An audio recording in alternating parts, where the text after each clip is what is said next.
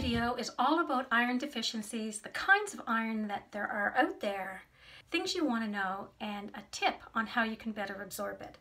But for all you mamas out there, you know how important it is to have good iron while you're pregnant. But we also need to be aware that as we grow older, there are other factors in our life that can help contribute to an iron deficiency, and we should be aware of what those are. Because iron deficiency is the most common form of anemia in the elderly. Now, this could be caused by blood loss, by nutritional deficiencies, medications, perhaps even a cancer therapy.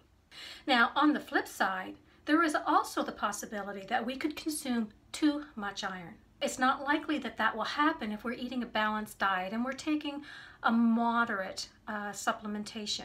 But if we are also consuming excess amounts of alcohol or intake of tobacco from sources like the patches, tobacco patches and things that we would use to help us to stop smoking, or if we're taking hormone replacement therapy now, ladies, that might be something we might be doing if we're in a menopause phase of our life.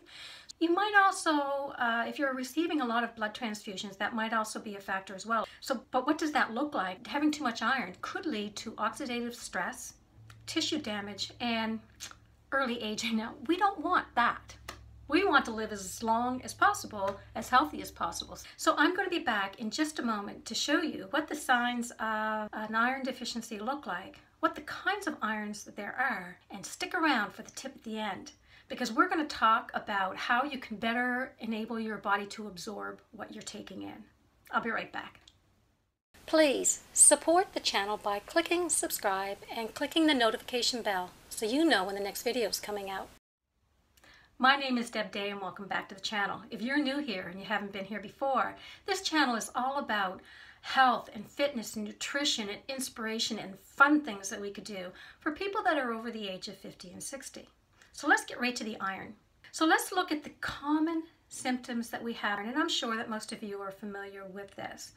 So we would have fatigue, pale skin and fingernails, weakness, dizziness, or even a headache. But what kinds of iron are out there?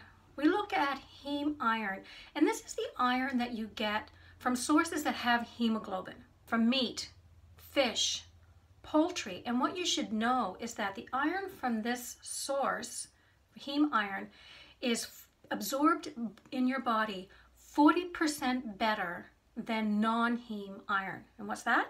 Non-heme iron is the iron source that you get from plants and from fortified foods.